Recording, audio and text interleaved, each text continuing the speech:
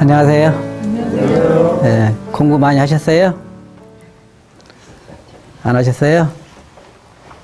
이 과는 조금 더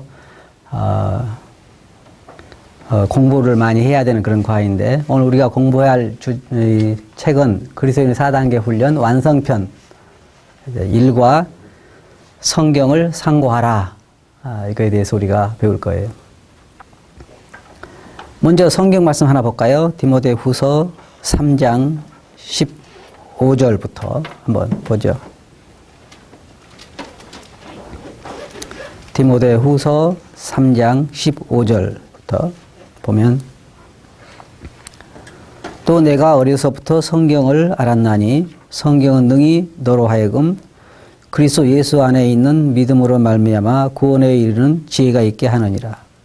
모든 성경은 하나님의 감동으로 된 것으로 교훈과 책망과 바르게 함과 의로 교육하기에 유익하니 이는 하나님의 사람으로 온전케 하며 모든 선한 일을 행하기에 온전케 하려 함이니라. 성경에 보면 하나님께서 항상 강조하신 게 뭐냐면 성경을 읽으라는 거죠. 왕에게도 이 성경을 내 옆에 두고 주야로 읽고 묵상하여 라고 말하고 있고, 이스라엘 백성들에게도 자녀들을 양육시킬 때 앉았을 때나 섰을 때나 누웠을 때나 길을 갈 때나 항상 강론할 것이고, 뭐라 그랬어요? 그리고 이마에다 붙이고 손목에다 메고 문설주에다 기록하고 가는 곳마다 그렇게 말씀을 기록하라. 손목에다 매면은 앞에 손이 나오면 말씀이 보이잖아요. 이마에다 붙이면 어떻게 해요? 상대방을 볼 때 말씀이 보이겠죠. 그렇게 이야기하신 그 이유가 뭐냐면, 여기에 있는 것처럼, 이 말씀처럼 성경을 통해서 사람들이 구원을 받을 수가 있고, 또 성경을 통해서 여기에 있는 것처럼 교훈과 책망과 바르게 함과 의로 교육함을 받을 수 있기 때문에 그렇다는 거죠. 성경에 대해서 우리가 말씀을 보면 뭘로 비유하고 있냐면 거울로 비유하고 있어요, 성경은. 그러면 거울에 1년에 한 번씩 온 사람은 어때요? 자기 모습이 어떤가를 잘 모르겠죠. 그래서 대부분 여자분들 보면 아마 하루에 한 번 정도는 거울을 보실걸요? 그렇잖아요. 한 번만 보면 다행히. 그래서 여러 번 본단 말이에요. 왜 봐요? 남자들이야 별로 뭐 연애한 사람들 아니고는 그렇게 잘 보지 않겠지만, 왜냐하면 자신의 모습이 어떤가. 어떤 사람들은 보면 이런 얼굴에다가 이 점을 까맣게 묻혀가지고 다니면서 좀 자기 모르는 경우 있잖아요. 다른 사람 이야기하기 전에. 어떤 사람은 바프를 이렇게 묻혀가지고 다니는 사람도 있어요. 근데 자기는 모르는 거면 거울을 안 봤으니까. 성경에 보면 성경은 거울과 같기 때문에 우리가 거기에서 우리 자신이 어디에 있는가, 또 어디로 가야 될 것인가 또 보게 되고, 하나님의 뜻을 알게 되고, 이것처럼 교훈과 책망과 바르게 함과 의로 교육함을 받게 되고, 또 하나님의 사람으로 온전케 한다 그랬어요. 근데 그 이유를 우리가 보면 하나님께서 사람을 만드실 때, 여러분이 우리가 이 하나님 만드신 동물도 한번 봅시다. 동물을 보면 어떤 동물은 풀을 먹고 사는 동물이 있죠. 어떤 동물은 풀을 안 먹고 짐승을 잡아먹고 사는 동물이 있어요. 그러면 여러분 만약에 사자나 호랑이한테 풀을 갖다 주면 먹을까요? 안 먹을까요? 사자나 호랑이도 보면은 그렇게 풀이 많은데도 굶어 죽어요. 짐승이 없어. 그죠? 왜요? 뭘 먹고 살게 돼 있어요? 고기를 먹고 살게 그렇게 돼 있단 말이에요. 그런데 어떤 짐승을 보면 풀만 먹고 살게 돼 있어요. 하나님이 만드신 모든 피조물은 무언가를 먹어야 살게 돼 있어요. 안 먹으면 어떻게 돼요? 그래서 저는 어떨 때 그런 생각 해봐요. 그리스도인들도요, 곰 같은 사람들이 많이 있어요. 제가 말하는 나쁜 의미로 그런 게 아니라, 곰은 많이 먹고 겨울을 한 6개월 가까이 그냥 동면을 하죠. 어떤 그리스도인도 성경 한 번 읽고 나서는 몇 개월 동안 동면하는 경우도 있죠. 그런데 사람은 그렇게 만들지 않았어요. 어떨 때 저는 그런 생각해봐요. 사람도 열심히 먹어가지고 살이 이렇게 좀 찐 다음에는 1년이고 2년이고 그냥 안 먹어도 살 수 있게 돼서 얼마나 좋을까. 사람은 며칠까지 굶을 수 있어요? 한 달? 그럼 죽죠. 한 달 굶으면 죽어요. 사실은 사람은 하나님께서 계속 먹게 만들으셨단 말이에요. 그런데 여러분 잘 아시다시피 모든 사람이 만든 것도 보면요. 우리가 그러잖아요. 뭐 핸드폰도 그렇고 배터리를 차지해야 되죠. 해야 되고. 또 뭐 우리가 타고 다니는 차도 어떤 건 경유를 넣게 돼 있고 어떤 것은 가솔린을 넣게 돼 있어요. 그때 뭐 이야기 들으니까 어떤 사람들은, 나쁜 사람들은 이 승용차도 가솔린을 넣는 게 아니라 경유를 넣게 된 차가 있어요. 그래가지고 차를 갖다가 휘발유를 넣는 데 갖다 댄대요. 그러면 이제 그 주유한 사람이 다 승용차니까 몸으로 그냥 휘발유를 넣잖아요. 그러면은 누가 휘발유 넣으라겠냐. 그래가지고 돈을 뜯어낸 사람이 있다고 하면 뉴스에 나왔어요. 아주 나쁜 사람들이죠. 왜냐하면 휘발유를 넣게 되는 차는 휘발유를 넣어야 되고 경유를 넣게 되는 경유를 넣어야 하잖아요. 안 넣으면 어떻게 돼요? 못 가죠. 그러면 휘발유를 넣게 된 차에 경유를 넣으면 어떻게 돼요? 안 가요. 그죠? 그럼 사람을 한번 봅시다. 하나님께서 사람 만들 때 뭘 넣게 만드셨을까요? 여러분 잘 보세요. 사람은 영과 육으로 만드셨기 때문에 연료가 두 가지가 필요해요. 이거 꼭 아셔야 돼요. 모든 사람들이 꼭 알아야 할 게 뭐냐면 하나님은 사람을 만들 때 영과 육으로 만드셨기 때문에 두 가지 연료가 필요하다. 하나는 뭐가 필요해요? 이건 떡이 필요하죠. 밥이 필요하죠. 뭐 우리나라 표현은 떡이라기보다는 밥이 필요하단 말이에요. 그래서 살려고 사람들이 어떻게 해요? 움직이려면 뭘 해야 돼요? 먹어야죠. 뭘 먹어요? 예? 밥도 먹고 뭐 고기도 먹고 열심히 먹는단 말이에요. 그래야 육이 건강하죠. 영은 뭐 먹게 돼 있어요? 하나님 말씀을 먹게 돼 있단 말이에요. 근데 문제는 뭐냐면 왜 사람들이 오늘날 많은 어려움을 가져오냐면 두 가지로 사람은 먹고 살게 돼 있는데 한 가지는 열심히 먹어서 살이 쪄서 걱정이에요. 그죠? 막 다이어트하고 뭐 얼마 돈을 들여가지고 빼려고 한단 말이에요. 영적으로는 어때요? 다이어트 할 것도 없어. 너무 말라서. 안 먹으니까. 이 원리를 알아야 돼요. 왜, 어떨 때는 그러잖아요. 성경을 왜 보라 그럴까? 왜 보라 그럴까? 근데 예수님께서 그러셨잖아요. 너희가 성경에서 영생을 얻는 줄 알고 성경을 상고하거니와 이 성경이 곧 내게 대하여 말하는 것이다. 그랬단 말이에요. 그래서 사람은 두 가지를 넣어야 이게 작동하게 돼 있어요. 그래서 늘 우리 영혼이 먹어야 된다는 거예요. 성경을 상고하라. 그 뭐냐면 우리 영혼이 영적인 양식으로 먹어야 된다. 우리 육은 하루에 몇 번 먹어요? 3번만 먹으면 다행이죠. 3번만 먹으면 다행이에요. 항상 그냥 어떤 사람은 늘 간식도 많이 먹고 많이 먹어. 우리 영혼은 몇 번 먹어요? 하루에? 금식 많이 하죠. 한 번만 먹으면 다행이에요. 그래도 한 번 먹으면 참 다행인 거예요. 근데 많은 사람들이 금식을 해. 그러니까 우리 영혼이 메마르니까 우리 가슴이 비기 시작하고 결국은 뭐라는지 아세요?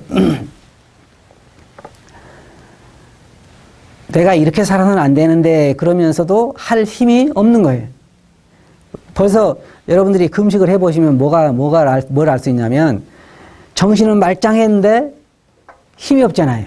그처럼 사람이 영적으로도 금식을 오래 하게 되면 뭐냐면 마땅히 믿는 사람으로서 어떻게 해야 될 건 다 알고 있는데 그렇게 안 되는 거예요. 왜요?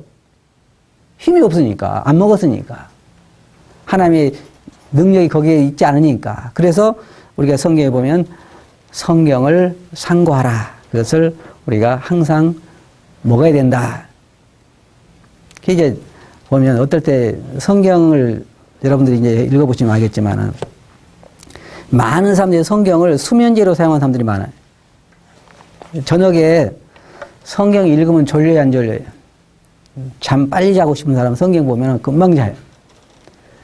소설책을 보면 졸려요, 안 졸려요? 잘 안 졸린다 그래. 그것은 이야기 속으로 빠져들어가고 눈이 말똥말똥 해가지고 안 졸린다 그러는데 성경만 보면 졸려가지고 어쩔 줄 몰라. 어떤 사람은 성경을 수면제로 쓴 사람도 있다.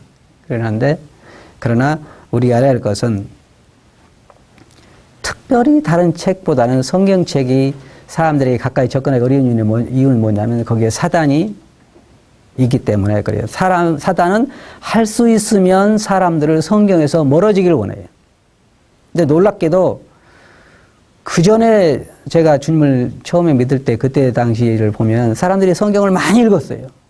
많이 읽고 그리고 우리는 성경을 많이 읽는다는 것에 자부심을 가지고 있었는데 요즘은 안 그래요. 요즘은 안 그러고 성경책이 하도 많으니까 교회도 하나 두고 집에도 하나 둬가지고 안 가지고 다녀 이제. 그래서 교회 오면 교회 놔둔 거 보고 집에 가면 보지 않아요? 안 봐. 그래서 우리가 이 교회사를 보더라도 그렇고 항상 사람의 타락과 신앙에서 이탈되어지는 것은 성경이 멀어진 다음에 시작되는 거예요. 어떤 사람이 그렇게 이야기했어요. 성경이 우리에게 가까우면 죄가 우리에게서 멀고 성경이 우리에게서 멀어지면 죄가 우리에게 가까이 온다. 어떤 사람이 그런 쉬운 얘기 그랬잖아요. 내 안에는 까만 개와 흰 개가 있다. 그랬다잖아요. 흰 개가 있다. 그래서 맨날 서로 싸운다. 어떤 사람 표현이 그렇게 했어요. 그럼 까만 개는 뭘 의미해요? 육신을 의미하고 흰 개는 우리 안에 있는 새로운 그 성령의 소욕을 의미하는. 갈라디아서도 그렇게 이야기하잖아요. 우리 안에 성령의 소욕과 육체의 소욕이 서로 싸운다 그래. 안 싸우는 그리스도인은 없어요. 아주 성경을 수년 동안 보지도 않고 아주 안 믿는 사람이 양심이 마비되고 양심이 화인 맞아서 모르는 사람들 아니면은 안에 성령이 계신 사람들은 안에서 갈등이 있기 마련이에요. 물론 갈등의 차이는 틀리죠. 깨어있고 안 깨어있고 다 틀리긴 하지만 그 갈등이 있는데 그러면 그 사람이 그래. 우리 그리스도인의 고통이 뭐냐면 사도에 말한 것처럼 오호라 나는 공고한 사람이로다. 누가 이 사망의 몸에서 나를 건져내랴. 왜 그랬어요? 선을 행하기 원한 나에게 악이 함께 있는 것이다. 그게 그리스도인 고통이란 말이에요. 그럼 둘이 싸우면 누가 이기냐 물어보니까 많이 먹는 쪽이 이긴다는 거예요. 그러면 어느 쪽이 많이 먹어요? 그게 문제란 말이에요. 그게. 근데 많은 사람들이 성경을 보면 막 성경에 푹 빠지고 이렇게 해서 시간 가지를 모르고 그렇게 봐야 되는데 그게 아니라 막 실험을 하는 것 같아요. 성경 오늘 5장 읽어야 되는데 아니 몇 장 읽어야 되는데 석 장 읽어야 되는데 실험을 하는 것 같아요. 만약에 성경을 한 장 읽을 때마다 금덩어리 하나씩 나온다 그러면 어때요? 성경을 그날 다 읽으려고 할지도 모르겠죠. 성경에 보면 말했어요. 금을 찾는 것처럼, 은을 찾는 것처럼 성경을 상고하라 그러잖아요. 성경을 보면 첫째로 우리가 이제 생각해야 할 게 뭐냐면은 육체적으로 너무 피곤한 시간에 성경 읽는 걸 택한 사람들이 들어있어요. 저도 이제 그 전에 신앙생활을 한 것을 한번 돌이켜보면은 지금은 안 그러지만 하루 종일 뭐인가 바쁘게 일하다가 성경을 읽는 거 잊어버렸잖아요. 그리고 이제 자려고 생각해 보니까 오늘 성경을 안 읽었어. 그러고 이제 불을 켜고 다시 성경을 펴서 이제 오늘 읽어야 할 부분을 읽으려고 한단 말이에요. 그러면 머리에 들어와요, 안 들어와요? 잘 안 들어와. 그리고 눈이 또 더 감기고. 그러면 어때요? 그런 수밖에 없어. 주님 제 마음 아시죠? 그리고 저야죠. 그런 거 경험 안 해보신 분은 신앙생활 안 하는 것 같아요. 그래서 육체적으로도 졸리지 않은 시간을 택하는 것이 필요하다는 거예요. 꼭 일 다 하고 자기 전에 막 졸음이 쏟아지는 자기 전에 성경을 본다든지 그런 것은 더더욱 성경을 안 보려고 작정한 것이고 자기의 일상생활 중에서 가장 시간을 잘 낼 수 있는 시간, 덜 피곤한 시간. 그리고 이제 보면요, 주로 이제 그 미국에서도 그런 사람이 있는데 맨날 신앙생활 교회 나오기도 힘들고 성경도 잘 안 보고 그러는데 문제점이 뭐냐면 맨날 1시 가까이, 2시 가까이까지 텔레비 보는 거예요. 그러니까 그 사람은 운동을 너무너무 좋아하니까 뭐 야구 보고 뭐 미국의 미국 그 경기, 풋볼 경기 이런 걸 막 보고 그러니까 토요일 날 그런 운동은 또 토요일 날 많이 하잖아요. 토요일 날. 그러니까 토요일 날 2시까지 그거 보면 다음 날 쉽게 일어날까요? 못 일어날까요? 잘 못 일어나. 그러니까 그 사람을 돕는 그 교회의 목자를 보니까 매일 저녁마다 전화를 하는 그 집에. 그래, 지금 자니, 안 자니? 지금 잘 시간인데, 자야지, 내일 교회 나오지, 아니면 성경을 보지. 그러니까, 결국은요, 자기 몸이 덜 피곤하려면, 일찍 자고, 일찍 일어나는 것밖에는 다른 게 없어요. 다 장사가 없는 거예요. 늦게 자면, 늦게 일어나죠. 일찍 자면요, 일찍 일어날 수가 있어요. 그리고 훨씬 더 건강하고. 어떤 사람이 말한 것처럼, 12시 이전에 1시간 자는 것이 12시 이후에 2-3시간 자는 것보다 낫다 그러죠. 그 피로가 풀리는, 우리 몸의 피로가 풀리는 것이. 그래서 성경을 공부하기 위해서는 우리가 충분히 건강도 돌아봐야 된다. 그러니까 잠도 충분히 자고, 그 다음에 시간을 전략해야 된다. 그런데 어떤 사람이 그래요. 저는 그럴 시간이 없어요. 얼마나 바쁜데요. 직장 갔다 와야 되지, 애들 돌아봐야 되지. 그런데 텔레비 볼 시간이 있어요, 없어요? 대부분 다 자기 할 시간 다 있고, 그 중에 이제 문제는 뭐냐면 성경 볼 시간이 없다는 거예요. 그런데 성경을 내가 보고 성경을 상고해야 되는 것에 내 삶이 달려있다고 하면 다른 문제죠. 사실은 그래요. 사람의 자기의 삶이 하나님 말씀이 얼마나 자기 가까운가에 달려있다고 해도 과언은 아니에요. 성경을 역사를 보면 성경을 가까이 한 사람들과 성경을 멀리 한 사람들은 엄청난 차이가 있어요. 그래서 먼저는 우리가 준비가 뭐냐면 육체적인 준비를 해야 된다. 그리고 이제 영적인 준비에 있어서는 우리가 하나님을 향하는 그런 간절한 마음이 필요해요. 자, 보세요. 똑같이 두 사람이 있어요. 한 사람은 하나님께서 내게 이 말씀을 통해서 무엇하고 말씀을 하시고 무엇을 내게 가르쳐 주실 것인가 하고 보물을 찾는 것처럼 성경을 대한 사람과 오늘 또 이거 5장을 읽어야지라고 대한 사람과 뭐가 틀려요? 다를 수밖에 없죠. 한 사람은 숙지하는 거고 한 사람은 진정으로 거기서 뭐가 내가 얻기 위해서 그렇단 말이에요. 여러분도 그런 경험을 해보셨을 거예요. 어떨 때 우리 마음이 참 주님을 향하여 열려있고 주님을 향하여 간절함이 있을 때 말씀을 통해서 받는 축복들을 경험해 보셨죠. 그래서 여러분의 삶을 살아가면서 그런 거 경험해 보셨어요? 주의 말씀 내 입에 꿀보다 더 단이다. 그거 경험해 보셨어요? 경험해 본 사람 알 거예요. 거기에 푹 빠지면 시간 가는 줄도 모르잖아요. 말씀에. 그런 시간들이 필요하다는 거예요. 성경을 우리가 상고하는 거하고 공부하는 거하고 조금 틀리지만 우리가 성경을 일단은 상고하는 것이 필요해요. 성경에는 개인적인 이야기도 있고 사단의 이야기도 있고 하나님에 대한 이야기도 있고 국가에 대한 역사도 있고 실패담도 있고 성공담도 있고 하나님의 계획도 있고 많은 것들이 있기 때문에 우리가 그것을 통해서 수많은 교훈들을 배울 수가 있단 말이에요. 영적으로도 우리가 하나님께서 우리를 가르쳐 주시도록 열린 마음으로 준비된 마음으로 기도하는 것이 필요하고 그리고 이제 여러분들이 경험해 보셨겠지만은 자기의 삶이 하나님 앞에서 바르지 않으면 말씀에 대해서 상당히 무뎌지는 것을 발견할 수가 있어요. 우리 양심이 깨끗해야 된다. 하나님 앞에서. 그리고 준비되지 않으면 말씀이 생각해 보세요. 우리가 그냥 하루 종일 죄를 짓다가 저녁에 와서 성경 보면 깊이 깨달을까요? 그럴 수는 없어요. 영적으로도 우리가 준비해야 된다. 여기 본문 여기 그 공과에 보면 다른 사람들과 화해하라 뭐 이런 거 있는데 그것도 필요하죠. 사람들과 막 원수를 맺고 오늘 지금 성경 보기 전까지 막 전화로 싸움 받기라고 그러다가 성경 보려 그러면 성경이 들어오느냐? 그렇지 않아요. 우리 마음이 고요한 그런 준비가 필요하다는 거죠.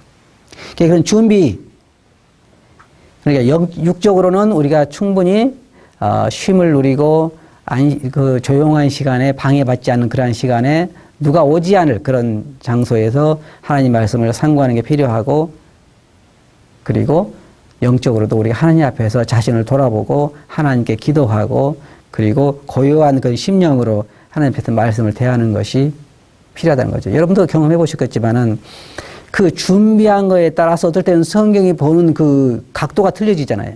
깊이가 틀려지고.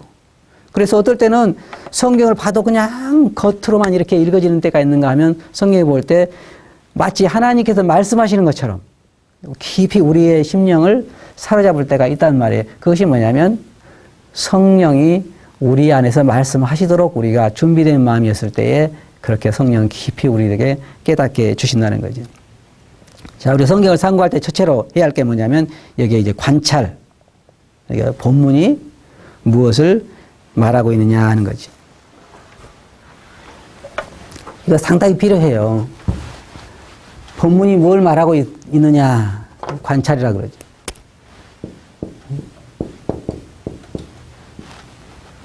근데 어떤 사람들은 이것도 무시하는 경우가 있대요.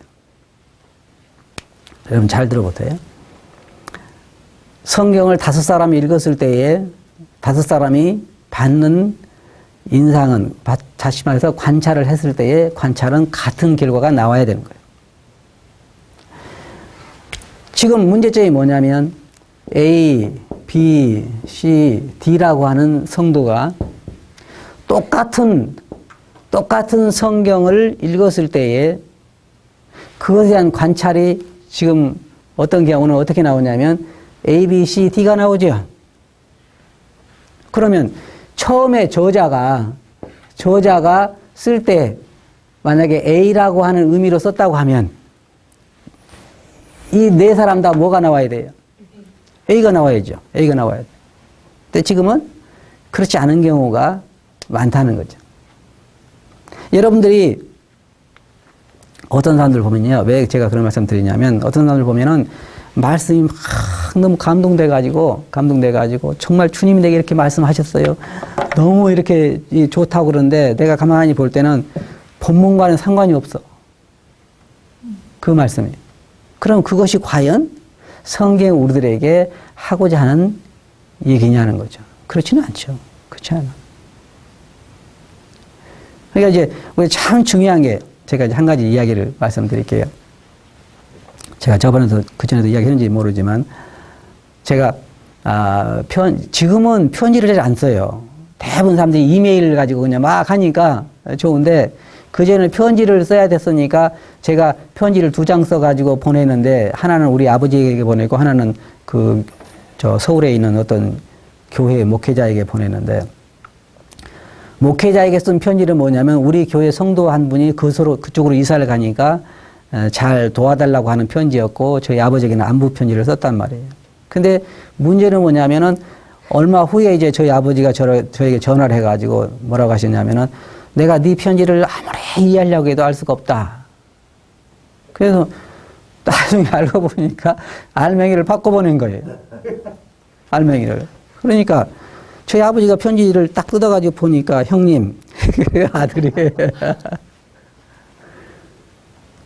그리고 뭐 우리 교회 자매를 보내니까 도대체 다 우리 아버지가 볼 때는 이해할 수 없는 거잖아요. 근데 이제 반대로 이제 여기 서울에서 목회하는 분이 이제 편지를 받았을 거 아니에요. 그 편지를 딱 뜯어보니까 뭐예요? 아버님 그랬을 거란 말이에요. 근데 센스가 있는 사람 같으면은 금방 알지만 우리 아버지는 그걸 모르시잖아요. 그러니까 서울에서는 연락을 못 받았어요. 아마 알고 그냥 보냈더니 그렇겠죠. 근데 그러면은 제 아버님이 그 편지를 보면서 이건 정말 놀랍다고 아무리 감동을 받아도 사실은 우리 아버지와는 상관이 없는 거죠. 없는 거예요. 그래서 성경에 보면은 저자가 있고 대상이 있고 그때 환경이 있고 다 틀리단 말이에요.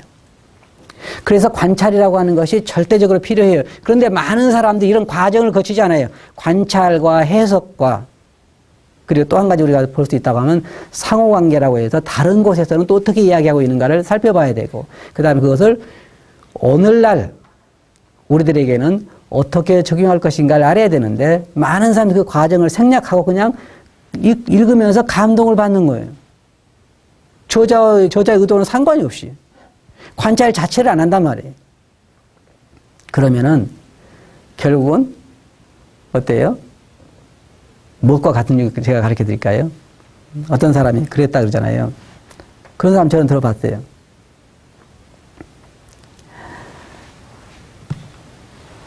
실제로 있었던 일이에요. 있었던 일인데 어떤 교단에서 있었던 일인데 베드로가 뭐라 했어요? 나는 물고기 잡으러 간다 그랬죠. 그 말이 무슨 말이에요?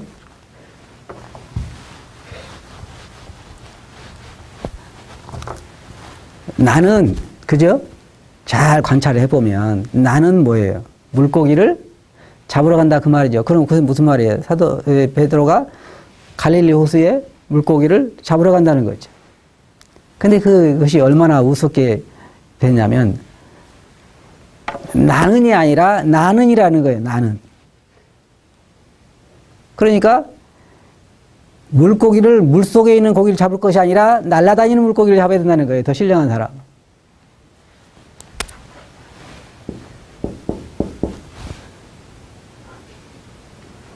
재미있죠? 그러면 여러분 생각해 보세요.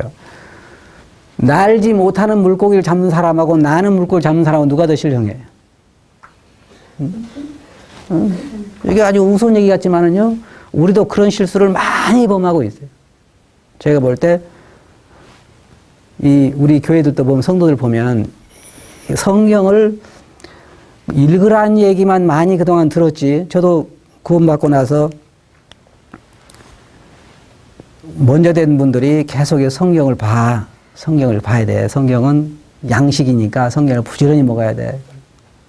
기도는 숨 쉬는 거니까 열심히 해야 돼. 근데 문제는 뭐냐면 성경을 어떻게 읽으며 어떻게 관찰하고 어떻게 해석해야 되는가를 안 가르쳐 주니까 그냥 읽으면서 내 마음에 와 닿는 것이 주님이 말씀하셨다고 보는 거예요.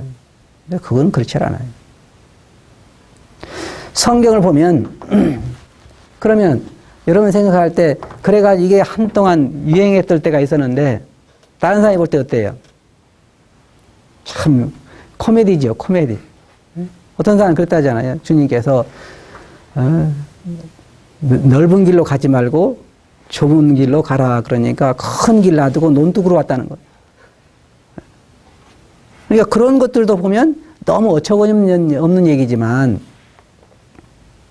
그러나 여러분이 성경을 보시면 두 가지 양면의 진리적인 볼 때 하나는 하나님이 그의 성령을 통해서 감동하심으로 기록한 거죠. 또 하나는 뭐냐면 사람이 쓴 거예요. 사람이. 그걸 우리는 많이 볼 수 있어요. 많이 볼 수 있어요.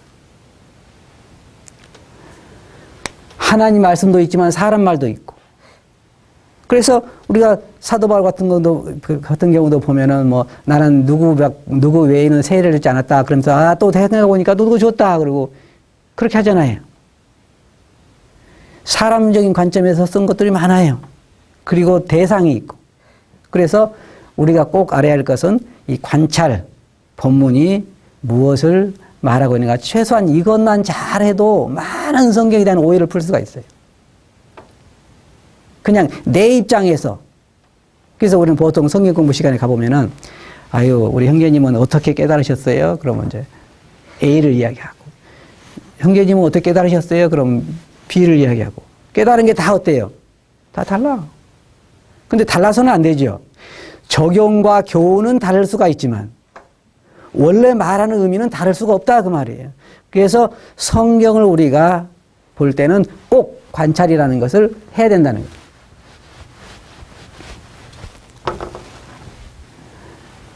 왜냐하면 그 쓴 사람이 그 원래 쓴 그 목적이 있기 때문에 대상이 있고 목적이 있기 때문에 우리가 집중해서 그 본문을 읽고 그 관찰에 대한 것을 꼭 먼저는 거쳐야 된다. 그래야 성경은요, 어떤 사람들이 그렇게 이야기해요. 너무 영적으로 신령한 것으로 보기 때문에 영적으로만 해석하려고 하기 때문에 본문을 놓치는 경우가 참 많이 있어요. 그런데 여러분 잘 들어보세요.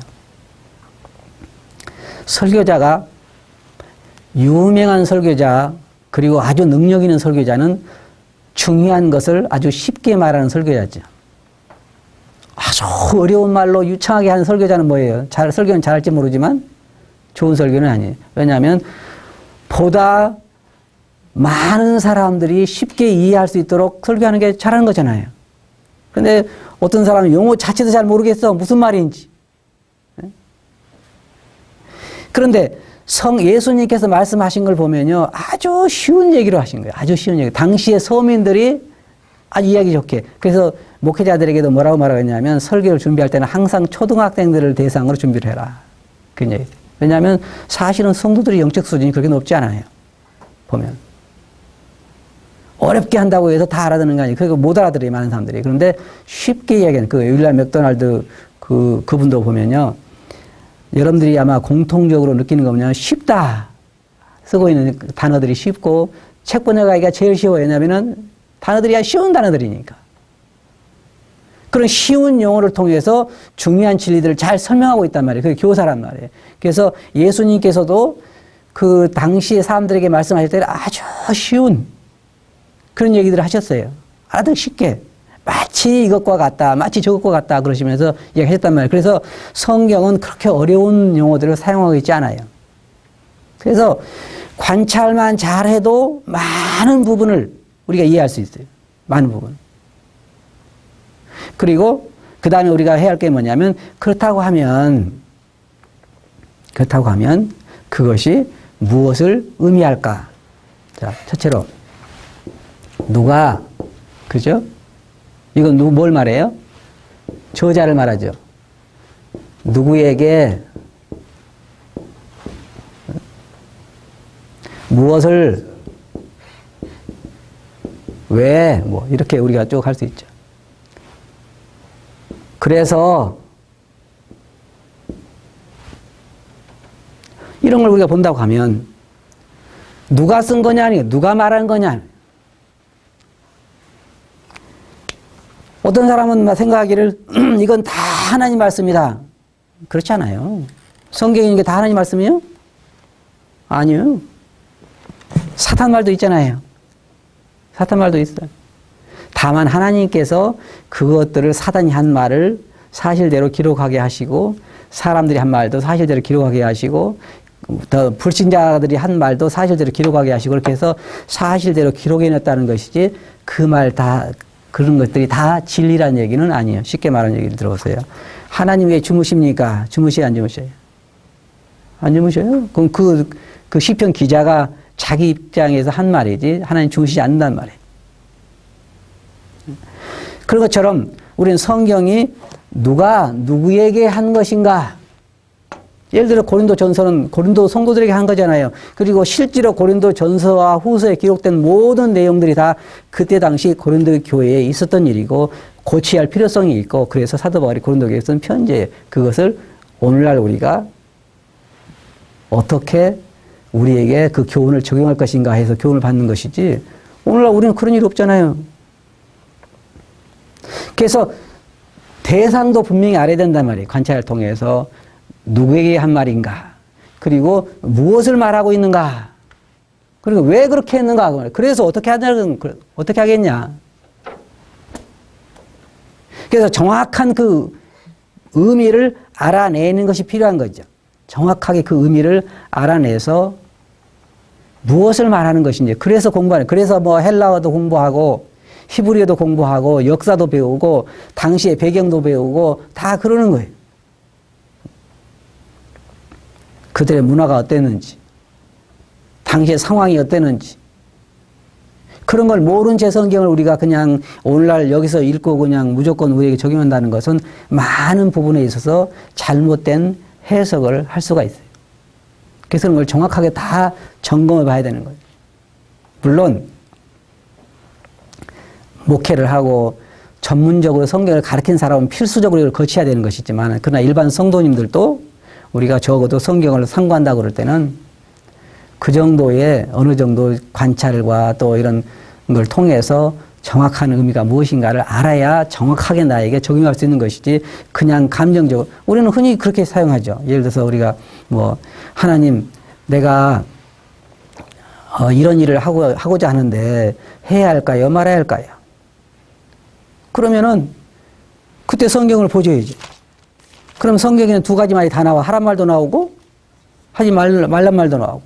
그런데 누가 누구에게 무엇을 하라고 했는지도 상관하지 않아요. 그럼 어디에서 그냥 마음이 감동되는 거예요? 자기가 하고 싶은 것에. 하고 싶지 않은데 이것도 한편으로 주님 뜻이 어디 있을까 하고 생각하고 성경을 보면은 어느 말이 더 잘 보여요? 하란 말이 더 잘 보여요? 하지 말란 말이 더 잘 보여요? 하지 말란 말이 더 잘 보이죠. 감동되겠죠. 그러니까 그렇게 성경을 공부하는 건 아니라 그렇게 우리가 성경을 해석해서는 안 되는 거고. 예를 들자면 어떤 사람이 자기가 지금 어떤 사람을 중매를 통해서 그 배우자를 소개를 받았는데요. 이 사람과 결혼하는 것이 하나님 뜻인지 아닌지 주님께 기도하는데 로마서를 읽다가 너희가 서로 받으라는 말에 감동을 받았어요. 그래 결혼을 했어요. 그러면 보세요. 성경을 올바로 관찰하고 해석한 거예요? 그렇지 않아요. 그렇지 않아요. 그것은 제사상에 차리는 음식을 먹어야 되느냐 말아야 되느냐 하는 그 로마 교회의 문제, 고린도 교회의 문제 이런 거 있을 때에 또 믿음이 연약한 자를 받을 것이냐 말을 것이냐 또 서로 왜냐하면 유대인과 이방인들이 서로 합치다 보니까 거기에 많은 문제들이 파생했고 그래서 그런 문제들 제사상에 차린 것을 먹는 사람이나 안 먹는 사람을 서로 판단하지 말고 서로 받으라고 하는 그런 의미로 한 것인데 그것을 배우자를 받으라는 말로 한 것은 아니잖아요. 그러니까 그런 성경을 잘못 해석했을 때 많은 오류를 범할 수가 있다는 거죠. 많은 오류를 범할 수가 있어요. 그래서 성경의 정확한 관찰은 정확한 해석으로 인도해요. 그죠? 많은 거. 그러니까 그렇게 해서는 적어야지요, 많이. 관찰하면서 거기에서 이제 여기서 우리가 또 뭐 많은 것을 말하고 있는데 뭐 여러 가지 우리가 성경을 공부하면서 생각할 게 참 많이 있어요. 뭐 거기에 있는 그 언어라든지 용어라든지 그때의 그 문화라든지 우리가 해석을 위해서 고려할 게 참 많다는 말이에요. 그리고 이제 시간이 많이 남지 않기 때문에 적용에 대해서 이야기한다고 하면 적용은 이런 거예요.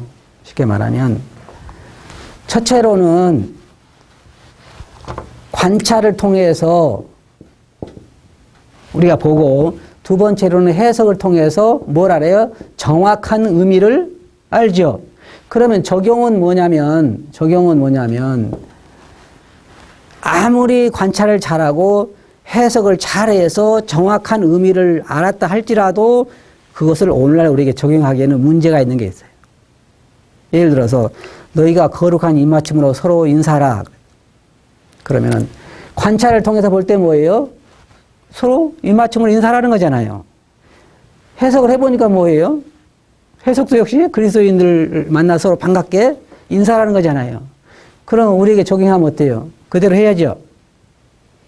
아니요.